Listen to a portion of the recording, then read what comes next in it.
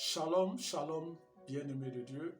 Demeurez tous bénis dans le puissant et glorieux nom de notre Seigneur Jésus-Christ. Je bénis le Dieu que je sais qui a permis que nous puissions une fois de plus nous retrouver pour la suite de notre temps d'études bibliques. Appelé en d'autres termes, lisons ensemble la Bible. Bien-aimé de Dieu, toi qui me suis, je te dis, sois la bienvenue à notre chaîne appelée Israël et les robots en d'autres termes pour dire Dieu aimerait te mettre au large, Dieu aimerait me mettre au large au travers de sa parole. C'est dans cet élan que le Seigneur m'a mis à cœur d'amener le peuple de Dieu à des temps intenses de méditation et de prière. Bien-aimé de Dieu, la séance dernière, nous avons vu la conversation de Jésus et de Nicodème. Jésus parlant à Nicodème de l'amour de Dieu qui s'est manifesté sur la terre. Et nous avons vu où Dieu disait que Dieu a tant aimé, Jésus disait à Nicodème que Dieu a tant aimé le monde qu'il a donné son Fils unique afin que quiconque croit ne périsse pas mais qu'il ait la vie éternelle. Oui, cette vie éternelle est donnée à ceux qui ont reçu Christ. Cette vie éternelle est donnée à ceux qui ont reçu la parole. Et cette parole a été faite chair et elle a habité parmi nous. Bien-aimés de Dieu, nous voulons poursuivre ce temps de lecture. C'est pourquoi j'aimerais te dire, prépare-toi parce que je sais que la parole va encore produire un impact dans ta vie et dans ma vie. Mais bien avant cela, il va falloir que nous fassions recours à l'enseignant par excellence qui est le Saint-Esprit, l'enseignant par excellence qui est le maître, qui nous enseigne, qui nous instruit, et il était là pendant ces faits. C'est pourquoi nous devons toujours faire recours au Saint-Esprit pour qu'il puisse nous donner à toi et à moi la révélation de sa parole. Pour cela, j'aimerais prier avant que nous ne puissions poursuivre la suite de notre lecture. Seigneur notre Dieu, je te bénis pour ce privilège que tu m'as accordé à moi et à mes frères qui me suivent en ce jour, d'avoir ta parole. Ce n'est pas un mérite, mais c'est une grâce qui nous a été donnée. Ô Saint-Esprit de Dieu, merci pour cette grâce qui nous a été donnée. Merci pour ta parole qui nous a été donnée. Je prie, éternel Dieu, en ce jour, Saint-Esprit de Dieu, que tu illumines nos cœurs et que tu donnes à chacun de nous la révélation de ta parole. Amène-nous à comprendre ces saintes écritures, que ta parole ne sort pas en vain, mais par contre qu'elle produise lorsqu'elle sortira, qu'elle puisse produire son effet et un impact tangible dans nos vies, afin que cela soit visible et palpable au nom puissant et glorieux de notre Seigneur Jésus-Christ. Merci Seigneur parce que tu es fidèle à ta parole, tu agiras au temps opportun. Tu agiras au temps opportun. Que la gloire te revienne en ce jour au nom puissant et glorieux de notre Seigneur Jésus-Christ. Amen. Amen. Amen.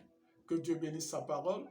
Nous, on s'était arrêté au verset 21 du chapitre 3. Je dis bien, on s'était arrêté au verset 21 du chapitre 3. Nous allons poursuivre maintenant à partir du verset 22. On nous dit, après cela, après que Jésus ait eu cette conversation avec Nathanaël, excusez-moi, avec Nicodème, après que Jésus ait eu cette conversation avec Nicodème, on nous dit, après cela, Jésus, accompagné de ses disciples, Jésus, accompagné de ses disciples, se rendit dans la terre de Judée. Jésus, étant avec ses disciples, se rendit dans la terre de Judée et là, ils demeurèrent avec eux et ils baptisaient. Pour dire, Jésus demeurait avec ses disciples et il baptisait. Mais là, ce n'était pas Jésus qui baptisait, mais c'était ses disciples. Les disciples étant avec Jésus, baptisaient et Jésus prêchait l'évangile. Et de là, on peut dire que c'est Jésus qui baptise, puisque ce sont les disciples de Jésus qui baptisaient. Je continue. Jean aussi baptisait à Hénon, près de Salim, parce qu'il y avait là beaucoup d'eau et on y venait pour être baptisé. On nous dit aussi que du côté de Jean-Baptiste aussi baptisait. Parce qu'il y avait beaucoup d'eau. Là où il baptisait, il y avait beaucoup d'eau et on y venait pour être baptisé. Pour dire que Jean a ciblé là où il y avait beaucoup d'eau. Pourquoi? Parce qu'il sait que là où il y a l'eau, on trouvera toujours des pécheurs. Et on nous dit que ce lieu-là, il y avait beaucoup d'eau. Et puisqu'il y avait beaucoup d'eau, on savait qu'il y aura des poissons. Et cela veut dire que le fait qu'il y avait beaucoup d'eau, il y avait des pêcheurs en ce lieu-là. Et c'est le fait qu'il y avait des pêcheurs, il y avait des va-et-vient, des personnes qui venaient pour s'approvisionner, oui, du poisson et autres. Et donc, cela veut dire qu'il y avait toute une foule qui se présentait là, pour dire qu'il y avait toute une transaction. Et dû au fait qu'il y avait cette foule qui était là, Jean-Baptiste prêchait et il baptisait en même temps. Il faisait le baptême de la repentance. Jean-Baptiste faisait le baptême de la repentance en prêchant. Il faisait en même temps le baptême de la repentance pour ceux qui croyaient en lui et pour ceux qui s'est détournés de la mauvaise voie afin de suivre la bonne voie. Et je continue. Au verset 24, car Jean n'avait pas encore été mis en prison. Pour dire que Jean, pendant ce temps-là, Jean n'avait pas encore été mis en prison. Au verset 25, alors il s'éleva de la part des disciples de Jean une dispute avec un juif touchant la purification. Des disputes à cause de la purification entre les disciples de Jean et un juif. On nous dit au verset 26, il vint trouver Jésus. Et il vint trouver Jean. Il vint trouver Jean et lui dit, Rabbi, celui qui était avec toi au-delà du Jourdain et à qui tu as rendu témoignage, voici, il baptise et tous vont à lui. Nous voyons ici les disciples de Jean qui viennent maintenant afin de parler à Jean. Il dit, Maître, Jean, en disant, Maître, celui que tu avais baptisé au Jourdain, il veut parler de Jésus, celui que tu as baptisé au Jourdain et que tu as même donné le témoignage, tu as même témoigné sur lui, celui que tu étais en train de baptiser et qu'après le baptême, tu as eu à témoigner sur lui en disant, voici l'agneau de Dieu qui ôte le péché du monde. Cet homme baptise. Je continue. Rabbi, celui-ci était avec toi au-delà du Jourdain et à qui tu as rendu témoignage, voici, il baptise et tous vont à lui. Il dit, voici, cet homme baptise maintenant et tous vont à lui. Les disciples ne comprenaient pas. Cette personne a été baptisée par Jean. Et en retour, cette personne va maintenant commencer à baptiser d'autres personnes. Lui et ses disciples ont commencé à baptiser d'autres personnes. Donc les disciples ne comprenaient pas, ils étaient un peu confus. Ils viennent maintenant faire le rapport à Jean-Baptiste. Et voici à Jean-Baptiste de répondre. Jean répondit, un homme ne peut recevoir que ce qui lui a été donné du ciel. Pour dire, vous n'avez pas à vous en faire. Un homme ne peut recevoir que ce qui lui a été donné du ciel. Tout ce que vous voyez là, c'est un don venant du ciel. Ce que je fais, c'est un don venant du ciel. Et ce qu'il fait aussi, c'est un don venant du ciel. Et donc, Jean-Baptiste dit, un homme ne peut recevoir que ce qui lui a été donné du ciel. Et je continue au verset 28. Vous-même, vous m'êtes témoins. Jean-Baptiste dit ici, vous, mes disciples, vous m'êtes témoins que j'ai dit, je ne suis pas le Christ. Pour dire, vous m'êtes témoins, lorsque les gens venaient vers moi, les Juifs envoyaient des pharisiens vers moi pour me poser la question, es-tu Élie? Et j'ai dit, non, je ne suis pas Élie. Es-tu un des prophètes? J'ai dit, je ne le suis pas. Ou es-tu le Christ? J'ai dit, je ne le suis pas non plus. Je ne suis ni Élie, ni un des prophètes, ni le Christ. Mais je suis la voix de celui qui crie dans le désert. Donc, vous avez été témoin lorsque j'ai eu à parler de cela. Lorsque j'ai eu à parler que je n'étais ni le Christ, ni Élie, ni un des prophètes. Il dit, vous m'êtes témoin que j'ai dit, je ne suis pas le Christ, mais j'ai été envoyé devant lui. Donc, pour dire que j'ai été envoyé devant lui, pour dire que je suis un simple messager. Et je continue. Au verset 29, celui à qui appartient le pou. Jean maintenant de parler. Il dit, celui à qui appartient le pou, c'est le pou. Et celui à qui appartient l'épouse, c'est l'époux. Je reprends. Celui à qui appartient l'épouse, c'est l'époux. Pour dire ici, Jean-Baptiste parle ici en disant, celui à qui appartient l'épouse, c'est l'époux. L'époux, c'est qui? C'est cet ensemble de personnes qui se baptisaient et qui suivaient les voies de Dieu, qui avaient fait le baptême de la repentance et qui avaient reconnu Jésus-Christ comme Seigneur Sauveur, qui étaient auprès du Maître maintenant. Jean-Baptiste dit à ces personnes, vous n'avez pas à vous en faire. Pour dire, ces personnes-là qui marchent selon les voies de Dieu, c'est l'épouse. C'est l'épouse. La foule, je vais dire maintenant, la foule représente l'épouse, qui est le corps de Christ, qui est l'Église. Donc, ces personnes qui se sont repenties, qui ont donné leur vie, qui ont reconnu que Jésus-Christ est Seigneur, qui se sont fait baptiser. Donc, Jean dit, ces personnes-là, c'est l'épouse. Et donc, il parle ici, celui à qui appartient l'épouse, c'est l'époux. Pour dire, celui à qui, tout cela, pour ceux qui se sont baptisés, ceux qui se sont baptisés, toutes ces personnes qui sont baptisées, ils appartiennent tous à l'épouse parce qu'ils sont le corps de Christ. Ils appartiennent à l'épouse. Et l'épouse, c'est qui? C'est Jésus. Et l'épouse, c'est qui? C'est Jésus. L'épouse, c'est ceux-là qui se sont donnés, hein, qui se sont détournés de la mauvaise voie pour suivre la bonne voie, pour donner leur vie à Christ. Donc, ceux-là sont l'épouse. Cette multitude de personnes qui se sont fait baptiser, c'est l'épouse. Maintenant, l'époux, c'est Jésus. Et je continue. Il dit, vous-même, vous, mes témoins que j'ai. Non, au verset 29. Celui à qui appartient l'épouse, c'est l'époux. Mais l'ami de l'époux, qui se tient là et qui l'entend, l'ami de l'époux ici, c'est qui? L'ami de l'époux, c'est Jean-Baptiste. Jean-Baptiste, maintenant, est en train de parler. Il dit, l'ami de l'époux. Lui, il représente l'ami de l'époux. Jésus est l'époux. Et ces personnes qui se faisaient baptiser étaient l'épouse maintenant, cette foule. Il disait, mais l'ami de l'époux qui se tient là et qui l'entend, pour dire qui entend, éprouve une grande joie. Éprouve une grande joie à cause de la voix de l'époux. Pour dire, Jean-Baptiste est l'ami de l'époux. Donc, il dit, il éprouve une grande joie. Ces personnes sont venues lui annoncer en disant, mais nous ne comprenons pas. Voici que le maître, et voici que cette personne que tu as baptisée dans le Jourdain, cette personne s'est levée, il est allé encore en train de, lui et ses disciples, il a formé un groupe de personnes ayant des disciples et il a commencé à baptiser des gens. Et donc, ayant fait le rapport à Jean-Baptiste dit, non, moi je suis dans la joie parce que l'épouse, ces personnes qui se sont repenties, qui ont pris la voie de suivre Jésus-Christ comme Seigneur Sauveur, il représente l'épouse. Et Jésus-Christ est l'époux.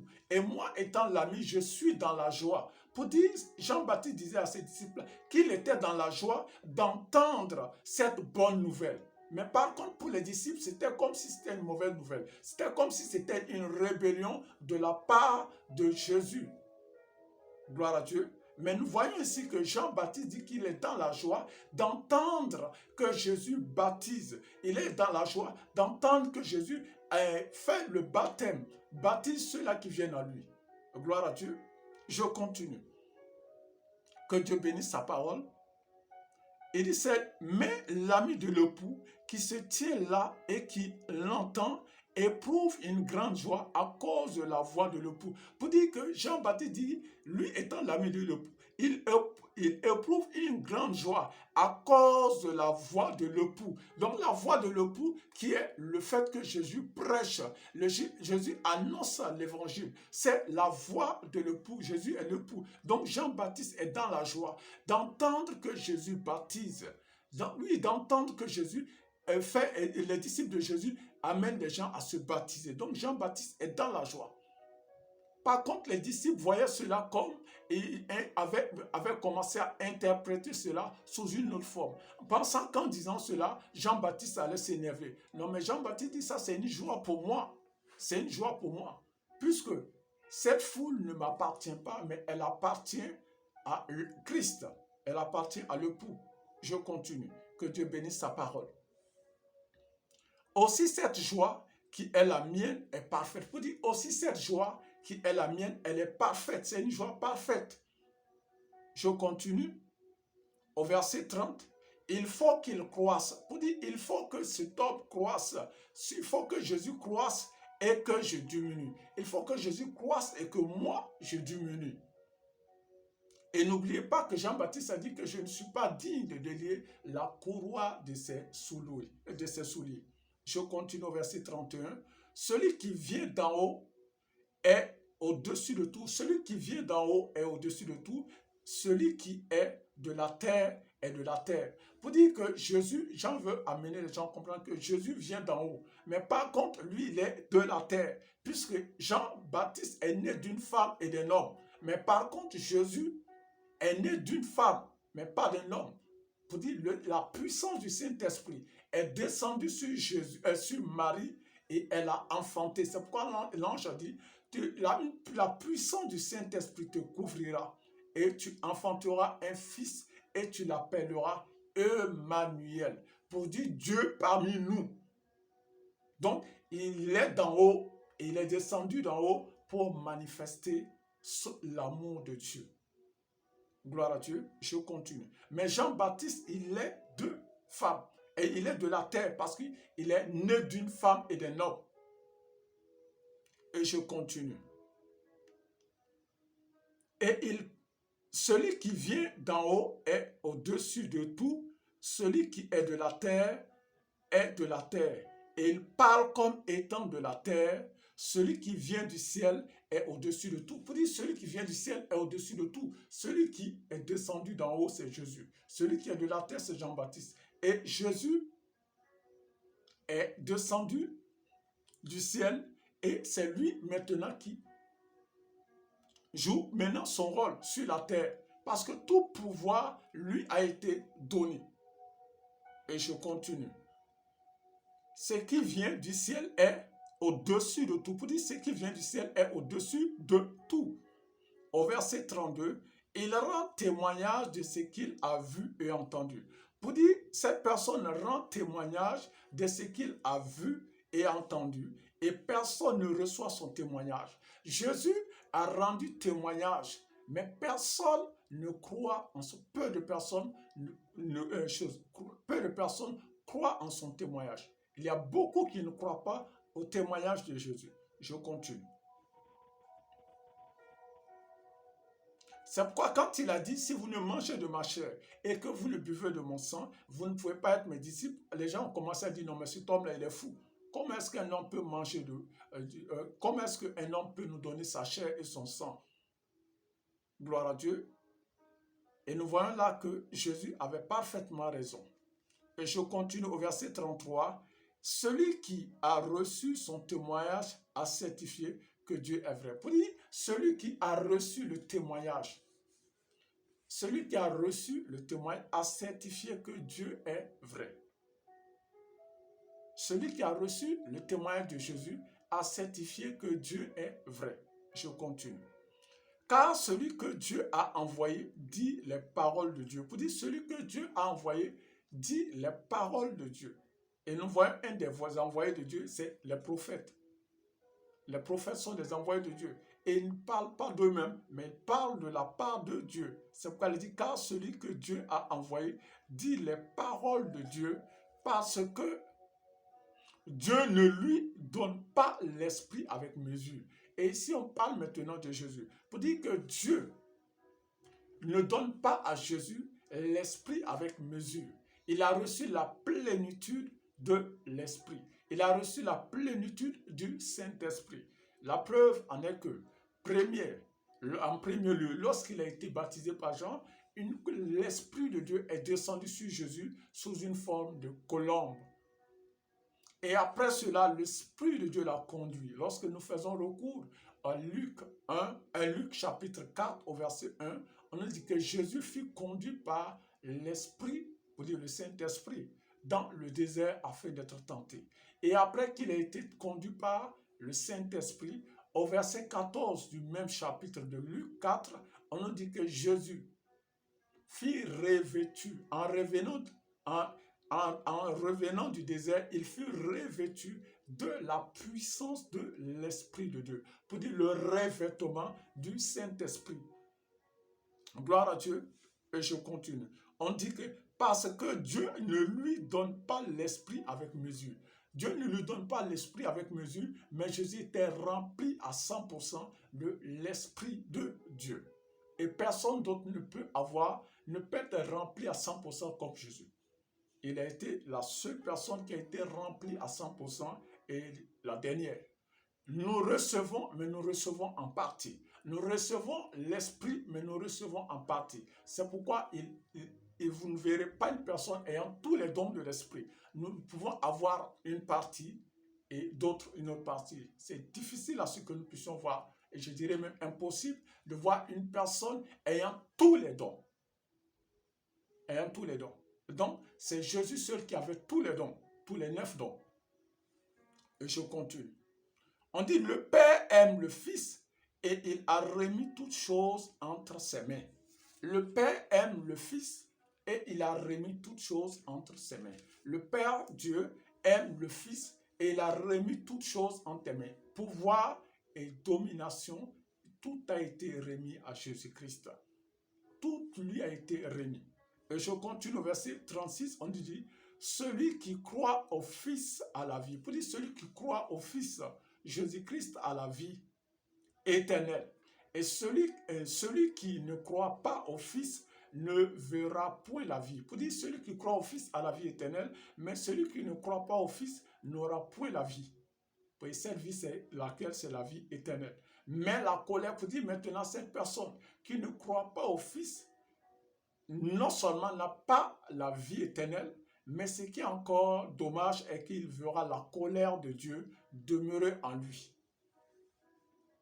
Ah oui, ce n'est pas moi qui le dis, mais c'est la Bible, la parole même qui le dit, la parole de Dieu qui le dit. Que celui qui croit au Fils a la vie éternelle, mais celui qui ne croit pas au Fils n'aura point la vie. Mais ce qui est encore dommage est qu'il verra la colère de Dieu descendre sur sa personne, sur sa vie.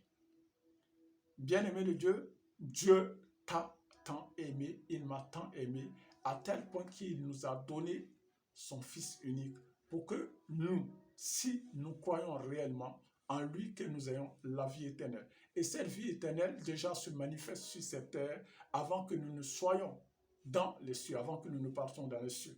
Donc, nous venons de finir le chapitre 3. C'est pourquoi, bien-aimé de Dieu, toi qui as reçu cette parole, j'aimerais qu'ensemble que nous puissions d'abord dire merci à Dieu pour son amour. Merci à Dieu pour ses bienfaits dans nos vies au travers de sa parole. Pour cela, je t'invite à ce que tu puisses dire merci avec moi pour ce que Dieu vient de faire au travers de sa parole. Seigneur, notre Dieu et notre Roi, je te rends grâce et je te dis merci pour tout ce que tu fais. Merci, éternel Dieu, pour tes bienfaits dans ma vie. Merci, Jésus-Christ, pour tes prodiges. Merci, ô Roi des rois, pour tes bienfaits dans ma vie. Sois béni, sois magnifié, sois exalté, sois honoré dès maintenant et à jamais. Au nom puissant et précieux de Jésus-Christ, béni sois-tu, Papa Yahweh. Amen. Tu vas maintenant demander à Dieu de te pardonner. Tu vas répéter après moi, Seigneur mon Dieu, je reconnais que je suis l'auteur de toutes ces transgressions. Je reconnais que j'ai péché contre toi. Et si tu allais appliquer ta sentence, tu serais juste. Je te prie, Seigneur, de me laver et de me purifier. Après avoir reçu ta parole qui est esprit et vie, je reconnais que j'ai attristé l'esprit que tu as mis en moi. J'ai attristé le Saint-Esprit, qui est la personne de Dieu sur terre. Je prie en ce moment, répète encore après moi, que tu me laves et que tu me purifies. Oh Seigneur, lave-moi par ton sang. Ne tiens pas compte de mes actes, mais j'implore ta grâce et ton amour. J'implore ta grâce et ton amour. Daigne me laver, daigne me purifier, daigne me sanctifier, au nom puissant et précieux de Jésus-Christ. Amen. Répète encore après moi. Oh Dieu, sonde-moi et connais mon cœur.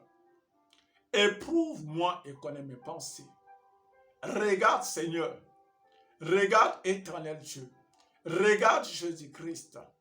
S'il est que je suis sur une mauvaise voie, s'il est que j'ai emprunté une mauvaise voie, oh Dieu, je te prie, Seigneur, de me ramener dans le droit chemin. Seigneur, toi seul tu sondes les cœurs. Toi seul tu connais la pensée de tout un chacun. S'il est que j'ai été rebelle à la conduite de ton esprit, je te prie, Seigneur, de me pardonner et de me ramener dans le droit chemin. Car il est écrit que tous ceux qui sont conduits par le Saint-Esprit sont fils de Dieu. Seigneur, il se peut que dans ma marche avec toi, j'ai été rebelle. Répète après moi. Il se peut que dans ma marche avec toi, j'ai été rebelle à la voix de l'Esprit de Dieu. J'ai été rebelle à la voix du Saint-Esprit. Ô Saint-Esprit de Dieu, je te prie de me pardonner, de me laver et de me purifier avec le sang de Jésus-Christ pour que je puisse être agréable à toi. Que ton sang me lave et que ton sang me purifie. Saint-Esprit de Dieu, sois le guide de ma vie, sois le conducteur de ma vie. David a dit, l'Éternel est mon berger, je ne manquerai de rien. Seigneur mon Dieu, que ton Esprit Saint me guide, que ton Esprit Saint me conduise, afin que je sois comblé de toute grâce excellente. Dans la conduite de ton Esprit, je ne manquerai de rien. Répète encore. Dans la conduite de ton Esprit, j'ai la ferme conviction que je serai comblé de ta grâce. Dans la conduite de ton Esprit, il n'y aura point de manque dans ma vie. Car l'Esprit de Dieu, étant le berger de ma vie, me conduira dans le vert pâturage. Saint-Esprit de Dieu, répète encore après moi. Saint-Esprit de Dieu, je m'abandonne entièrement à toi. Révèle-moi de ta puissance. Révèle-moi de ta puissance. Sois le maître de ma vie afin de me conduire.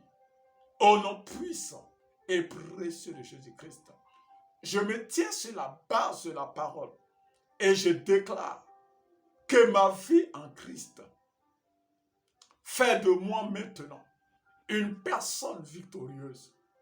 Je ne crains aucun mal. Je me tiens ferme sur la parole de Dieu et je déclare que je suis plus que vainqueur. Je suis plus que vainqueur au nom puissant et précieux de Jésus-Christ.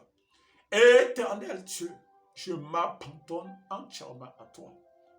Sois le berger de ma vie. Répète encore après. Sois le berger de ma vie. Sois le berger de ma vie, afin de me conduire dans de verts pâturages. Saint-Esprit de Dieu, tu demeures en moi et c'est toi qui me conduis. À cet effet, je déclare que étant en Christ, je suis une nouvelle créature. Je suis une nouvelle créature et je suis appelé à faire des exploits. Je suis appelé à impacter ma nation et ma génération. Rien ne pourra m'empêcher. Rien ne pourra m'empêcher d'impacter ma nation et ma génération. Mais rien ne pourra m'empêcher de faire la volonté de Dieu. Oh Dieu, grave tes paroles dans mon cœur. Produis en moi cette soif ardente de marcher dans tes voies. Répète encore après moi. Produis en moi cette soif ardente de demeurer dans tes voies afin de faire ta volonté. Au nom puissant et précieux de Jésus-Christ. Jésus, j'ai mis ma pleine confiance en toi et je crie à toi en ce jour. Oh mon Seigneur, mon Dieu, toi qui es mon libérateur, fais-moi voir ta gloire.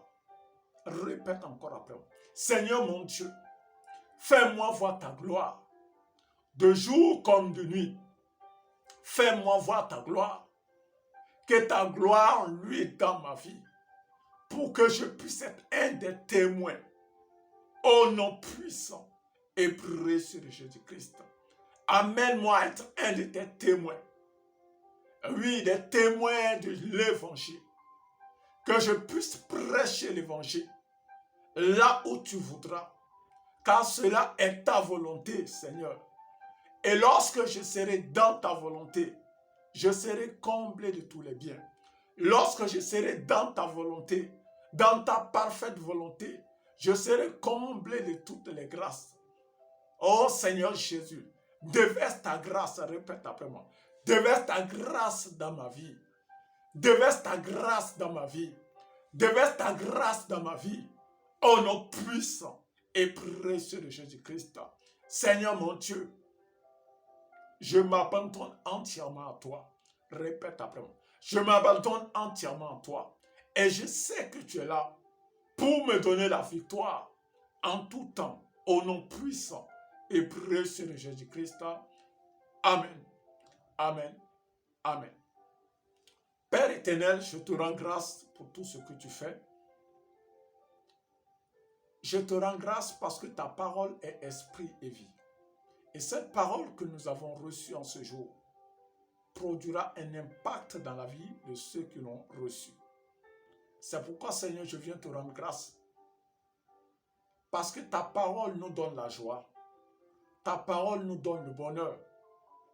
Ta parole nous console. Ta parole, Seigneur, nous conduit dans le droit chemin.